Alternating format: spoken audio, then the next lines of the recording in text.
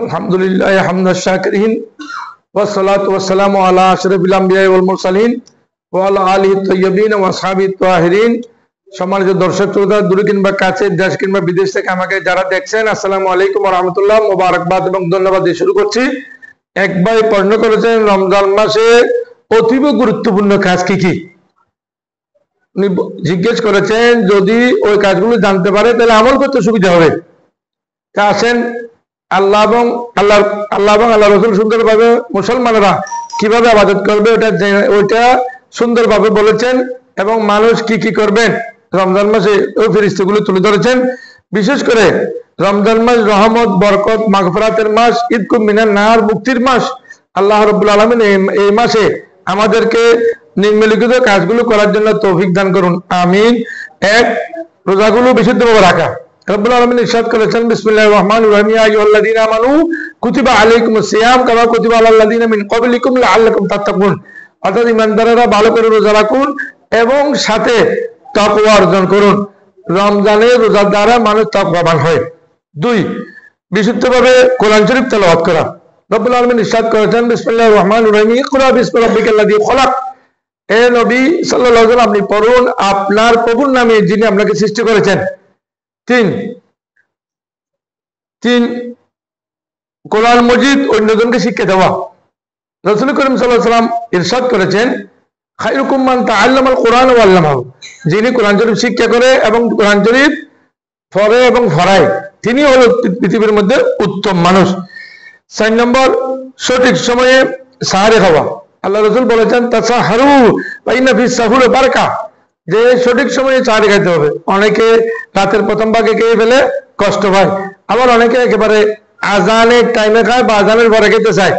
এটা কিন্তু কোনোটা ঠিক নয়, বরং আজানের পূর্বে 50 আয়াত পড়তে পারে মতো নামাজে দাঁড়াইলে এই টাইমটা বাদ দিয়ে এর পূর্বক্ষণে ইফতারি সাহারি শেষ করতে হবে।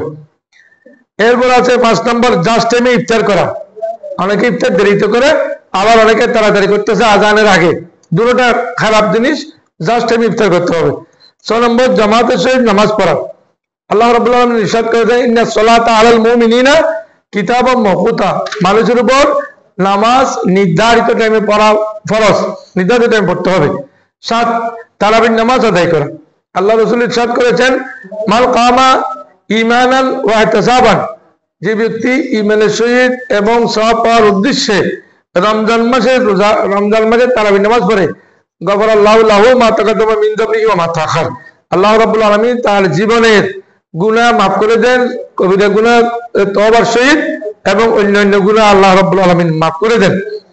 আল্লাহ রাসূল সাল্লাল্লাহু তাআলা আলাইহি ওয়াসাল্লাম ইরশাদ করেছেন 8 নম্বরে, বেশি বেশি করে কোরআন মজিদ তেলাওয়াত করা।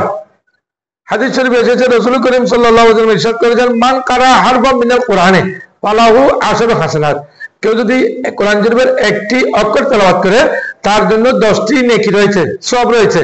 ফালা আকুল আলিফ লাম মিম হারফুন বাল আলিফুন হারফুন ওয়া লামুন হারফুন ওয়া মিমুন হারফুন। রাসূল করিম সুস্পষ্ট ভাষায় ব্যক্ত করতে ইরশাদ করেছেন উম্মতের লাভের জন্য, যে আমি বলতেছি না যে আলিফ লাম মিম একটি অক্ষর, এটা নয়, বরং এখানে 3টি অক্ষর। কেউ যদি আলিফ বলে 10টি, কেউ বা বললে আর 10টি, কেউ মিম বললে আর 10টি, মোট 30টি নেকি পাবে যদি আলিফ লাম মিম পাঠ করে। সুবহানাল্লাহ। এবার দেখা যায় 9 নম্বরে, তাহাজ্জুদের নামাজ আদায় করা। আমাদের উপরে নামাজ ফরজ হলো 5 ওয়াক্ত। রাসূল করিম সাল্লাল্লাহু আলাইহি ওয়াসাল্লামের নামাজ উপর, রাসূল করিমের উপর ছিল 6 ওয়াক্ত, আর এক ওয়াক্ত ছিল তাহাজ্জুদের নামাজ।